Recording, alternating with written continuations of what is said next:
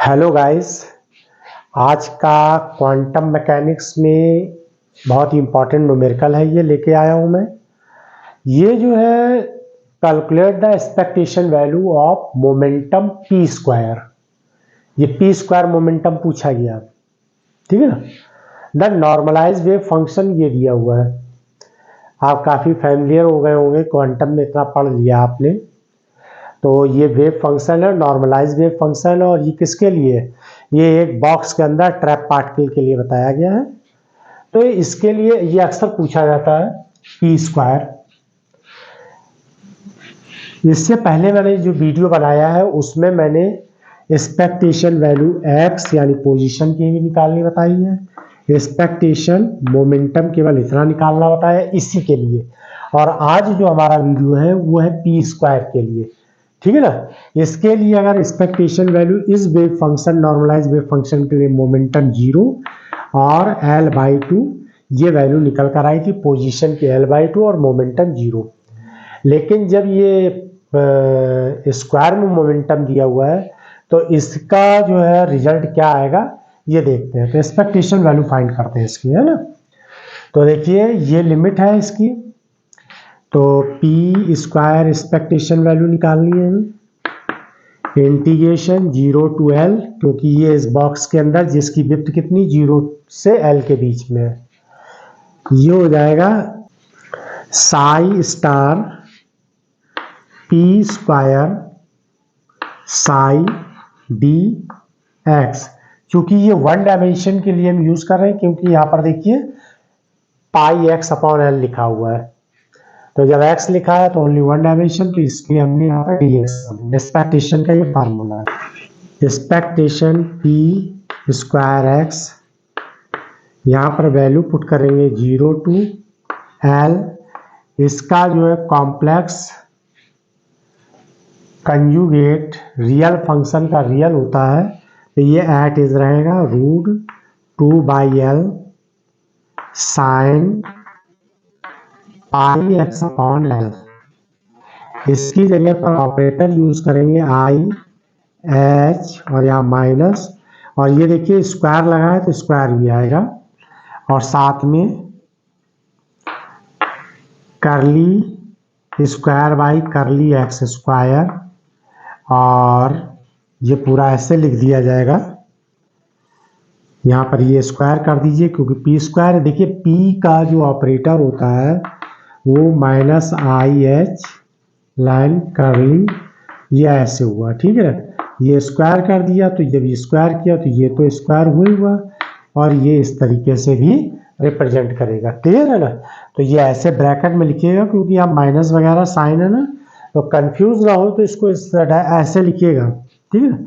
और इसका फंक्शन तो ये दिया ही हुआ है √2/L साइन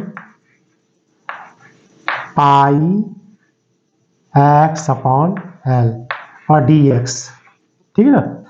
देखिए ये कांस्टेंट टर्म है, ये कांस्टेंट है, ये कांस्टेंट, ये स्क्वायर है, रूट है तो हट जाएगा, यहाँ पे 2/L लिख दीजिए, रूट हट जाएगा, दोनों का स्क्वायर होगा रूट। फिर ये आ जाएगा माइनस का स्क्वायर क्या होता है प्लस आई का स्क्वायर, आई एच लाइन का स्क्वायर, ये ऐसे लिख दीजिए, क्लियर है यहाँ तक। इंटीग्रेशन 0 to L, ये sign pi x upon L ऐसे लिखिए, और इसका आप डिफ्रेंशिएट करिए, ये तो बाहर निकल गया ना, आप इसका एक बार डिफ्रेंशिएट करिए।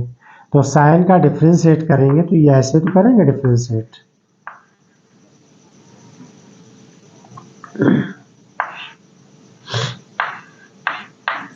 ये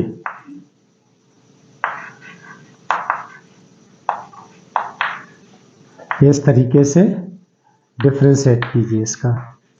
अब इसका डिफ्रेंशिएट करेंगे तो कॉस आ जाएगा, ये 2/L आई का स्क्वायर -1, आई का स्क्वायर -1, एच लाइन का स्क्वायर ऐसे लिखा रहने दीजिए, इंटीग्रेशन 0 to L हो जाएगा sign pi x upon L इसका इंटीग्रेशन करेंगे तो साइन का क्या आएगा, कॉस आएगा, और ये ऐसे रहेगा। मतलब 2 बार डिफरेंशिएट, इसका मतलब है 2 बार किया गया है। अब साइन का देखिए डिफरेंशिएट करेंगे तो क्या आएगा, कॉस आएगा, एक बार डिफरेंशिएट करने पे। और ये क्या आएगा, ये एक्स लिखा हुआ है तो पाई एल आ जाए, एक बार डिफरेंशिएट हुआ। फिर एक बार और डिफरेंशिएट करेंगे, यानी एक बार फिर डिफरेंशिएट करेंगे तो इसका डिफरेंशिएट हो जाएगा। अब इसका डिफरेंशिएट करेंगे तो क्या आ जाएगा, sign pi x L I L का स्क्वायर और माइनस आ जाएगा। तो अब यहाँ पर आप क्या लिख दीजिए, हमने पूरा डायरेक्ट लिख दिया ये, तो ये रिजल्ट निकल कर आएगा इसका यहाँ पर minus pi square L square और sine pi x upon L और डी एक्स, ये आ गया। ठीक है ना, ये ऐसे कर लीजिए। अब ये कांस्टेंट है तो बाहर निकाल लीजिए, ये कांस्टेंट है इसको बाहर कर दीजिए। तो देखो 2 expectation p x square p square equal to 2 by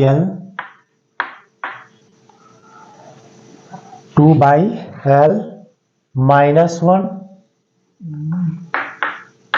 H line square, ये टर्म भी बाहर आएगा निकल के, minus pi square upon L square या इंटीग्रेशन।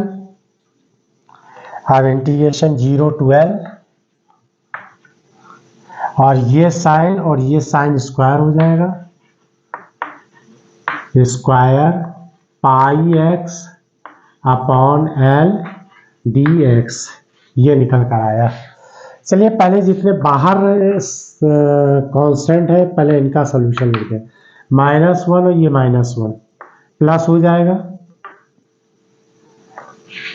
ये एल एल क्यूब हो जाएगा, ये 2 है, एच लाइन स्क्वायर है, पाई स्क्वायर है, ये ऐसे लिख लिया। ठीक है ना, यहाँ तक समझ में आया। ये तो बाहर का जितना सोल्यूशन ये ऐसे कर लिया। अब इसके बाद क्या करते हैं, यहाँ पर अब इसको देखिए साइन स्क्वायर, अब साइन स्क्वायर का डायरेक्ट तो इंटीग्रेशन पता नहीं हमें, तो हम क्या करेंगे इसको कॉस में बदलेंगे, cos 2x equal to -1 sine x square 2, ये फार्मूला होता है। इसको अब इधर ले आइए, sine square x equal to 1 minus cos 2x और अपॉन 2, ये अपॉन 2 ये आ गया। तो आप इसकी जगह पे लिख सकते हैं 1 माइनस कॉस 2 और ये x की जगह पाई एक्स अपॉन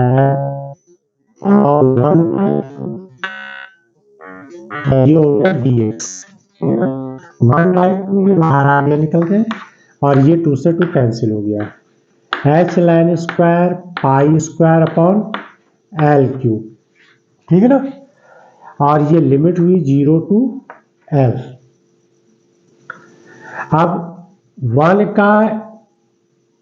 का इंटीग्रेशन करें, देखिए इसका भी इंटीग्रेशन होना, इसका भी इंटीग्रेशन, इसका इंटीग्रेशन करेंगे तो x आ जाएगा और ये लिमिट लग गई। ठीक है ना, बड़ा ब्रैकेट लगा दीजिए।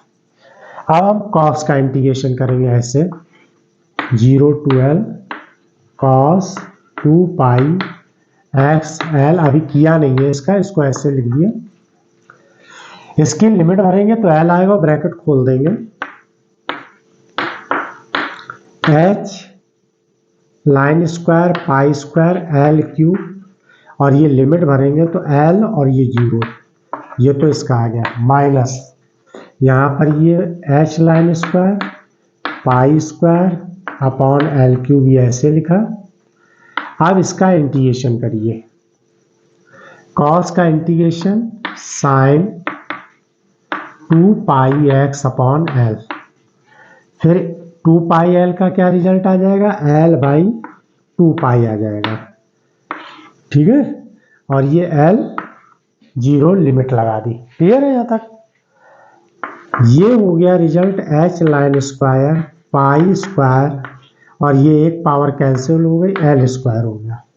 ठीक है, अब यहाँ पर आइए माइनस एच लाइन स्क्वायर पाई और एल क्यूब, लिमिट पुट कर दीजिए। ये यहाँ एल एल पुट करेंगे, ये आ जाएगा 0 टू 0। तो हमारे पास रिजल्ट आया h line square pi square by L square. ये रिजल्ट फाइनल निकल कर आया। तो p square expectation value p square equal to h line square pi square upon L square. तो ये रिजल्ट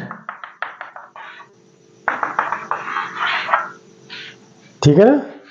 ये इस फॉर्म में भी पूछा जा सकता है। इसी तरीके से एक्स स्क्वायर भी पूछा जा सकता है, तो वो इसी के बेस पर आप लोग एक्स स्क्वायर भी निकाल सकते हैं।